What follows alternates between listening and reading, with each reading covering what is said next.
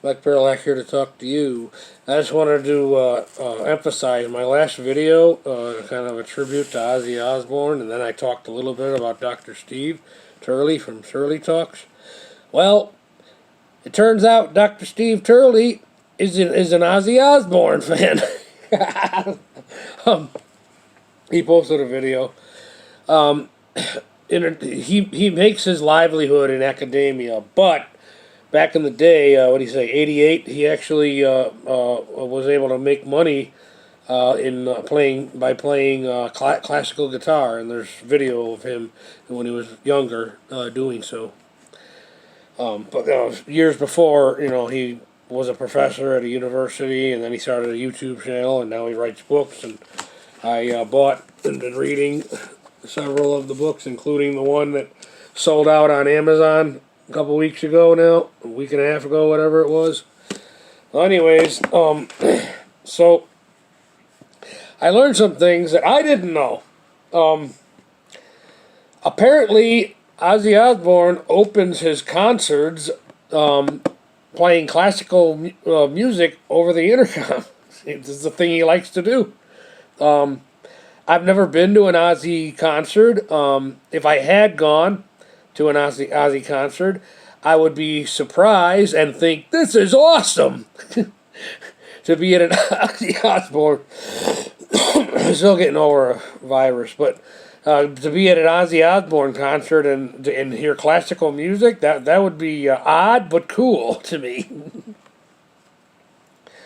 Dr. Steve mentioned a gentleman, Randy Rose, I guess was Ozzy's guitarist.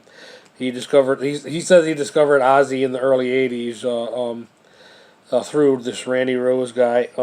He calls him his bridge to Ozzy, and then back and forth. and then he also mentioned the band Apocalyptica. Now, I have one CD from 2010 from that band.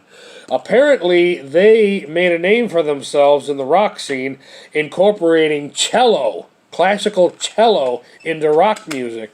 This one that I have, the reason I have it is because I'm a Gavin Rossdale fan, about the band Bush, a lifelong fan of the band Bush, and it's got that End of Me song that Gavin sings on.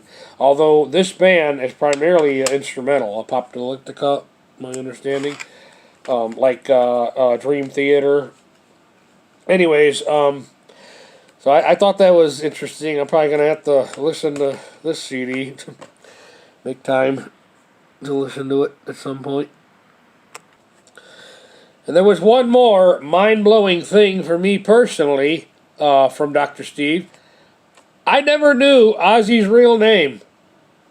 Apparently, it's John Michael Osbourne. Mind blown. But so I'm dealing with this, the sad news in my own way. As I always say on my channel, I have 7,777 CDs in my CD collection, including 2 Black Sabbath CDs that I actually never listened to. I had to open them; they were still sealed. Until a couple of years ago, I've basically been on a spending spree, buying things I found myself in a position where I can, if I wanted something, I can buy it, and that's why I have such an extended. I love music, and that's why I have such an extended CD collection. Anyways, I discovered 2 when Best Buy was going out of business, or not going out of business, but when they were getting rid of all their back stock of CD. I acquired Sabbath, Bloody Sabbath, and Sabotage on CD.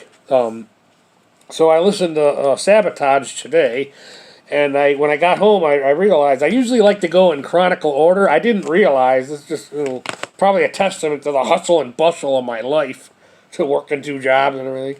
But I bought these a couple of years ago, when Best Buy was getting rid of their back stock of CDs. But anyways, had I known Sabbath Bloody Sabbath was 74 and Sabotage is 75, I would have listened to Sabbath Bloody Sabbath. But oh well, I listened for the first time Sabotage today. First track, Hole in the Sky. I don't know, I listened to it on the way to work this morning. Maybe that was why, but it didn't really grab me. The second track, less than a minute, interesting classical guitar interlude. But for me, the album really didn't take off until Symptoms of the Universe, and then Megalomania,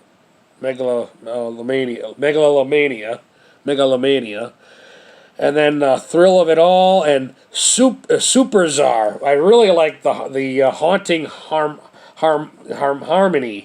Bach harmony in Super Czar, and the guitar kind of reminded me of a Rush song, but I can't remember what song. I have 7,777 CDs, so sue me. All I know is when I'm listening to this song, the guitar is making me remember a Rush song. And it's, Am I Going Insane? I already knew that one because that's on We Sold Our Soul for Rock and Roll, and the last song, The Writ, which was cool too. In a weird way, but cool. Anyways, but that's leading me to believe that We Sold Our Soul for Rock and Rolls was kind of a best of or greatest hits of Black Sabbath without really coming out and saying it. So tomorrow I work both my jobs, so it'll be a long, busy day. Well, so tomorrow I'll go ahead and start exploring this album, Sabbath, Bloody Sabbath.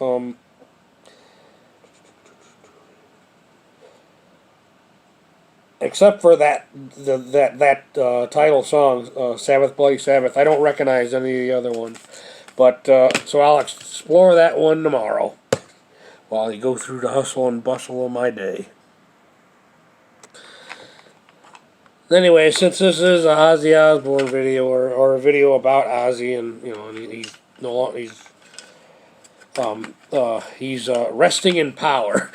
That's an expression I'm either hearing for the first time or I'm hearing and noting it in my brain for the first time. Rest in power. A lot of people are saying, including Gavin Rossdale, a lot of people are saying Ozzy rest in power.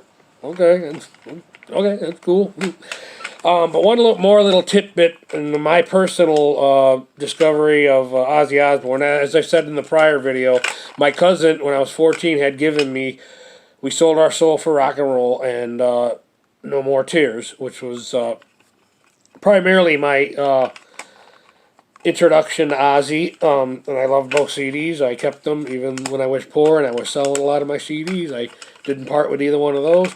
But I also had Bark at the Moon on cassette, and I no longer have it now. It must have kaput. But Diary of a Madman, which I also, once upon a time, had on cassette, which I had found at a local thrift shop when I was growing up.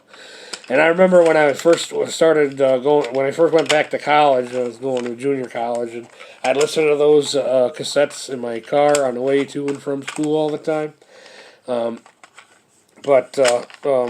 I still have Bark at the Moon, although, judging by the tape, I actually had to bust this open and repair it. It's the only reason it still works. But apparently I couldn't do that with Diary of a Madman. That didn't. Well, I have it on CD now, so it really doesn't matter. But yeah, well, that was kind of my introduction to Ozzy beyond the two CDs that my cousin had given to me when I was 14. All right, Mike Perlak.